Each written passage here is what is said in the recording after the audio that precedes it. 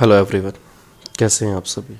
मैं जानता हूँ आप मेरी वीडियो को सुनेंगे तो नहीं, क्योंकि इसमें बैकग्राउंड म्यूज़िक नहीं है, ना ही कोई एडिटिंग है। बस जस्ट एक पिक्चर लगी हुई है और उस पर कुछ मिनटें चलती हुई दिख रही है आपको। लेकिन डार्क रियलिटी ऑफ लाइफ अगर सुनना चाहते हैं तो ज़रा ठहर के ज़रूर जाना। मैं जानता हूँ मेरी वीडियो में बैकग्राउंड म्यूज़िक नहीं है, ना ही कोई एडिटिंग है। बस चंद शब्द है, उनको ज़रा सुन के जाइएगा। अच्छा लगे तो कमेंट ज़रूर करना। देखो, एक लड़का जब पैदा होता है ना, तो सभी के घर में ढोल डीजे बजाए जाते हैं। उस वक्त बच्चा तो रो रहा होता है, लेकिन पूरा कुनबा या घर वाले सभी हंस रहे होते हैं। जैसे जैसे वो बच्चा बड़ा होता है, वैसे वैसे उस पर प्रेशर डालना शुरू करते हैं। अगर बच्चे को चोट लगती है तो ये कहा जाता है कि तुम तो लड़के हो, रोया थोड़ा ही जाता है। जैसे जैसे तुम्हारी उम्र बढ़ती जाती है, वैसे वैसे तुम्हें ज़िंदगी की चीज़ें समझ में आती है। जब तक तुम्हारी 9th 10th 11th 12th, ये ज़िंदगी के लड़के की ज़िंदगी का ना सबसे गोल्डन पीरियड होते हैं। कॉलेज के अंदर वो क्लास बंक करना, दोस्तों के साथ मस्ती करना, पैसे ना होना तो एक दूसरे की पेटीज या फिर चीज़ों को छीन करके खाना, सीट के ऊपर लड़ाई करना, और हर रोज़ डेली का कॉलेज जाना, और किसी फेवरेट टीचर का पूरा लेक्चर अटेंड करना, और किसी टीचर का पूरा लेक्चर बंक कर देना। ये लड़कों की ज़िंदगी होती है।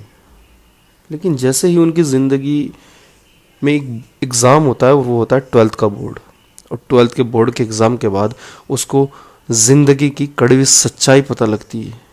उसको ये पता लगता है कि हर चीज़ माँ बाप पूरी नहीं कर सकते, हर ख्वाहिशात मेरी माँ बाप पूरी नहीं कर सकते। जब तक इंसान 12th के अंदर होता है तो माँ बाप उसके हर खर्चे को उठाते हैं। लेकिन 12th के बाद जब इंसान ये चाहता है कि मुझे अपनी आगे स्टडी कंटिन्यू करनी है, तो उसे ऐसा लगता है कि पता नहीं मेरे पास क्या बोझ आ गया है।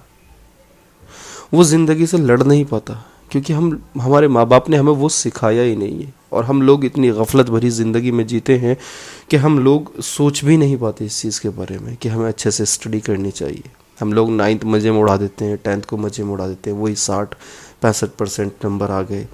या 11th का तो हम उसको अच्छे से स्टडी नहीं करते, 12th में भी इतनी ख़ास परसेंटेज नहीं ला पाते।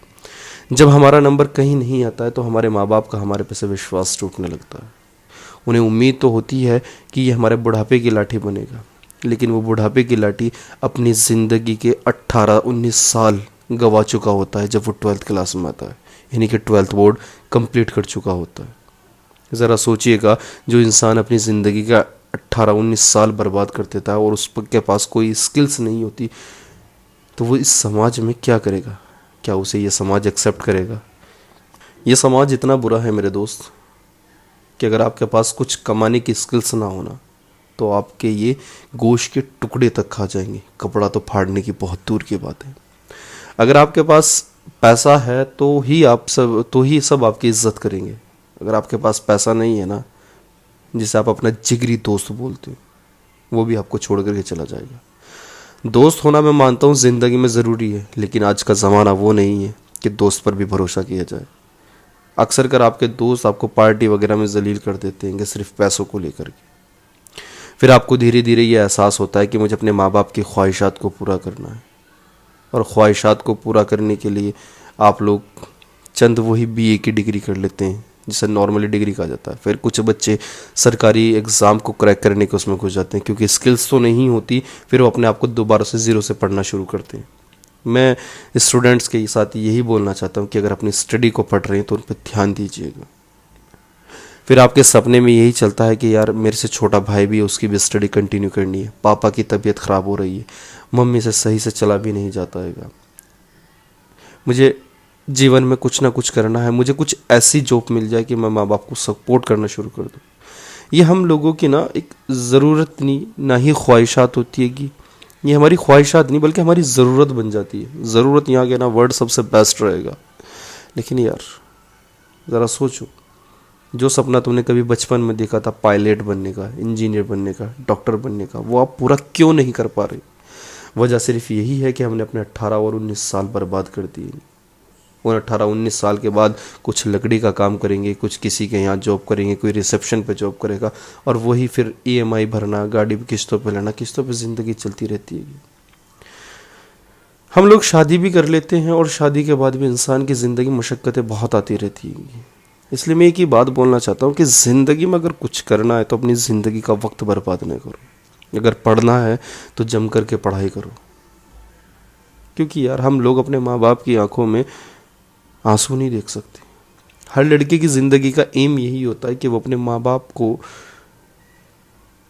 पूरी दुनिया को घुमाए, लेकिन यार नहीं कर पाते। क्यों? अपनी ज़िंदगी का एक बहुत बड़ा पोर्शन हम गंवा चुके होते हैं सिर्फ़ और सिर्फ किस में? खेलने कूदने की वजह से। उसके बाद पता चलता है कि ये समाज तो हमें एक्सेप्ट भी नहीं करेगा। और आज का ज़माना वह है, अगर आपने अपने पैसों से आज के ज़माने में कोई ज़मीन ख़रीद ली या अपने नाम करा ली तो यकीन मानिएगा आपने कर लिया, नहीं तो आपकी नस्लें ना ज़मीन तक नहीं खरीद पाएगी। मैं ये वर्ड इसलिए बोल रहा हूँ कि मैं जानता हूँ कि आने वाला दौर कैसा आएगा। आने वाले दौर में महंगाई किस तरीके से बढ़ने वाली है, किस तरीके से एक दूसरे के लिए हम लड़ने वाले हैं, किस कदर पॉपुलेशन बढ़ने वाली है। तो ज़रा ध्यान से सुनना यार, थोड़ा पढ़ लेना बस, अपनी ज़िंदगी को अच्छे ट्रैक। मैं नहीं कहता कि तुम पढ़ाई करो, पढ़ाई इतनी कर लेना कि आप इंसान बने जाए, एक अच्छे इंसान बन जाए, लेकिन इतना ज़रूर बोलता, चाहे आप बिजनेस करे या कुछ भी करे, जीवन में कुछ अच्छा काम ज़रूर कर लेना। अनस्किल्ड पर्सन मत लेना। हर घर में कोई ना कोई इंसान ऐसा ज़रूर होता है जो उस घर की किस्मत बदल के रख देता है।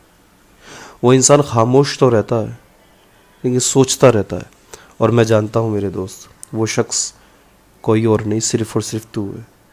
देख, इस वीडियो को अगर तूने पूरा सुन लिया है तो इस वीडियो को सुन करके खाली मत बैठना।